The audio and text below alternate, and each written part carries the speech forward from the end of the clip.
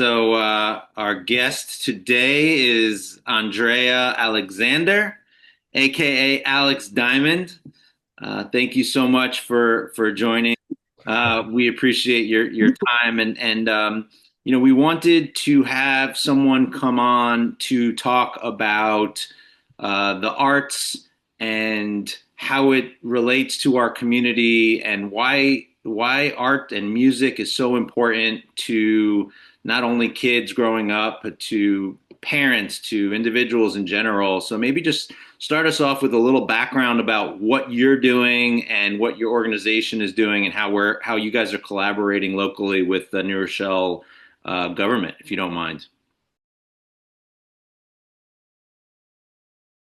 First of all, thank you for having me and thank you for having this podcast because it is 100% necessary. And New Rochelle is definitely ready for it.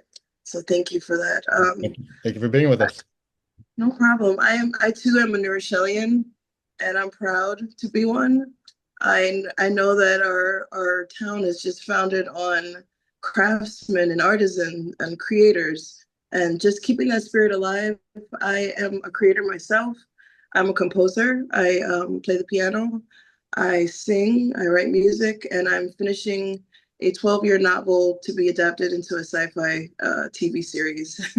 So that's the arts that I'm working on. But I realized as I was creating, it was in a bubble and no one would get my art and neither would I be able to connect with other artists. So I decided to create the Phoenix Village, which hosts events that have, sit down dinners and talks to find out what other artists are working on.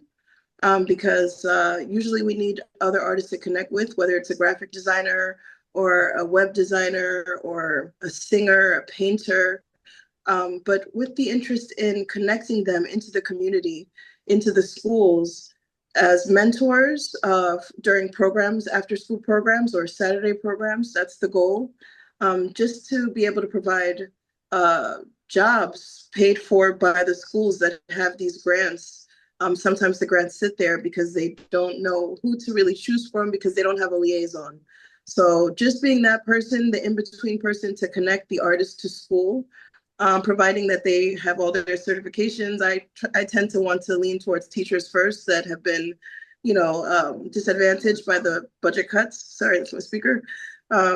So yeah, just looking towards connecting student and teacher, but also families, because with our partnerships, connecting with businesses, apartment buildings, colleges, like 2 colleges that we have in New Rochelle, we can really thrive. And I think it's the time. For some reason, it just feels like now is the time to get this done. So that's Yeah, what I'm doing. great. Yeah, thank you for that background. No problem. Maybe just take a step back and for the Mhm. people that are not aware, maybe talk a little bit about just the New Rochelle Council of the Arts and what they do. And then now that you are involved, what you're doing with the New Rochelle Council of the Arts in the schools, outside of the schools, what specific programs are you guys trying to initiate, just locally? Oh, the New Rochelle Council of the Arts is a um, stable of butt kickers because it's a group of this very powerful women that have just untold abilities to just rouse the city together for one purpose, and that's for the arts. It's led by Teresa Leghorn, and she's just a firebrand of creativity and encouragement. What they do specifically is they support artists within New Rochelle. They were in conjunction with the city and they did become independent after a few years of establishment. But if you are an artist in New Rochelle and you are not on a member of the New Rochelle Council of the Arts, it's a disservice to you because you're not able to find out about how to get a part of the programming that they will be installing. And if that programming is not there, you're the voice to be able to say that that programming needs to be there. They will support you with stipends. They will support you with grants. And they will support you with sponsorships. and they are, a good resource Can you of give us a little connectivity within the city. Yeah. Great. Can you give us a little peek behind the curtain on the art scene in New Rochelle right now and Mm, how it's looking and if the mm, development downtown has played into enhancing the art scene? hmm. I'm going to be nice and say that we have come a long way, and we have a long way to go. I think we're right in the middle. We're right at Inspiration's door. I think New Rochelle is like a sleeping beast that is slowly waking up to how many awesome people live in this town. And once it's recognized, then we can handle it accordingly. But right now, I'm witnessing a merge between city and the arts. It does start in the summers, but arts is 365 days a year. So it never stops, it never sleeps. And the programming that I have been able to add to NARCA, one of the first events was a writers event, a writers forum. We had 3 editors come in. So anyone who has any writing projects and they are stuck or they need inspiration, the best thing to hear is what editors are telling you, good feedback. Also, just to be in a room of other writers who take it seriously does inspire you because you make connections. And when you leave, you have people that hold you accountable that are actually in that field. The upcoming projects that I am hoping to propose with the backing of New Rochelle would be the Chef's Table, which is a reaching out to the restaurants within New Rochelle, sitting down, having a panel with the chefs, getting to know them, and also having some food tastings, incorporating some film and some music, a little music. And those are like 4 of the 5 senses right there. And that is basically how you can become inspired when you walk out of that place. You just feel like you're ready to finish whatever project you have. The next one would be for film, and the one after that would just be a three-tiered, 3 different types of cultural food event where we just embrace the cultures that we have in New Rochelle. So to me, the best way is through the food, through music, through sight, through sound, and combining them all into one package. That's what I would like to do. And by reaching out to artists in the community and saying, how can you showcase your art? A smaller way, just to be quick, and land this plane is to, if you're a painter, to get your art into some of the buildings. They feature work of people who are not even in this town, so why not feature local artists? Mhm. Because that just adds to the town. We have a lot of New Yorkers coming into New Rochelle, so it has changed the scene since I've been in Ward, Albert Leonard, and New Rochelle High School. No matter the color or the culture, we can, you know, one thing in divisive times that can really break down walls is our love for music and our love for the arts. Yeah, So I know that New Rochelle has banded together during COVID. We were neuro strong, and we can continue with that theme. Right. Well, I think they're in luck and they might be frustrated, but do not be overwhelmed because we too are establishing, connecting with the community. So this is very new. And how you get connected is going to the Rochelle Council of the Arts, staying tuned to their programming. You can also check us out on Instagram. We are the Phoenix Village. And just my you can get my email address or contact me through you both. You're more than welcome to give them my contact information. What my goal is literally to find whoever you are, whatever kind of maker you are, because this is tiered in more than one form of the arts. I'm also a maker.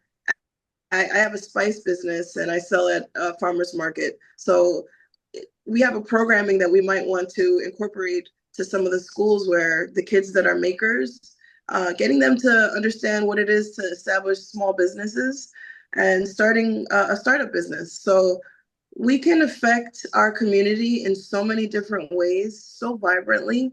I think that it sets us apart, the demographics that we have in our city, and that's what makes us awesome. So wherever you are, just let's go. It's time now.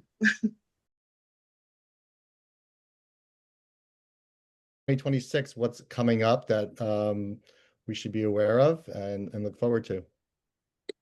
Uh, what's coming up is the innovation of New Rochelle and the readiness to accept new faces. They added myself and another member. His name is Delano. He's a young student, but he is in film, and he just backed them in the Arts Fest for having their first film portion, which was pretty awesome. I think us staying connected, even by way of me helping to funnel artists to you both to be able to interview, however I can manage it, I will manage. And if I have to be the point person, I will, but there's just so many different people that are in different fields. We just need a way to connect. And that's what the base of operations of NARCA is doing. I think that we're going to see a change because I need to see a change. I wasn't hearing enough. I'm a resident artist and I didn't know really what was happening, but I just think the government of New Rochelle is looking for the people that are interested in following through with So they being want, the connectors. yeah. So you're saying the government is on the same page. Yeah. Is it just a matter of funds? Is that really the only thing that's holding up us moving in this direction? Or are there other, are people in the government or elsewhere saying, yeah, I don't think arts are important, or no, everybody realizes that this is important. It's just a Yeah. matter of getting the funds and implementing the program. It's just the programming. It's up to us, actually. The funds are just sitting there. And yes, they have cut some, but they're willing to fight for the arts just if we are. So we need to band together and Mhm. as one whole unit, go and present ourselves to the city and say, no, we are the arts here. And they will take us seriously because they're waiting for us. Yeah, if there's anyone who has the art form that they are looking to be connected, if we can connect you, you just come on out. We're here. We're literally by the train station, so you know where we are. This has been super helpful, very informative. Thank you, Andrea, for joining us, and we will definitely be keeping you in mind. And I'm sure Grable and I will be Yeah. coming out to that. That chef's event sounds fantastic. You sound like a foodie. I think that's such a great idea. I mean, we have so many great restaurants, in New Exactly. Rochelle. And if there was an event where you could do a little tasting of this and a little tasting of that and hear from the chefs, and we've Yeah. got Dubrovnik and we've got Maria, and some Mhm. Michelin rated restaurants, like Yeah. everybody should be able to taste a little something Also, something. I if know. you have children that are foodies or like burgeoning chefs, they could also we could also try to set up some programming with some of the boys and girls clubs or there's so many ways that we could incorporate using the commercial kitchens that we do have access to maybe do like a parent and child cook fest.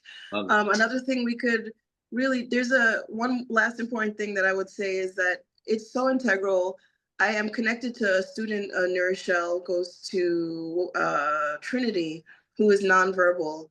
And even though he cannot speak words, he sings a full song, the Winnie the Pooh song. And I'd like to send it to you so that you can hear, because that's how important music is and the arts are. It can affect us on levels for children who can speak and children who cannot.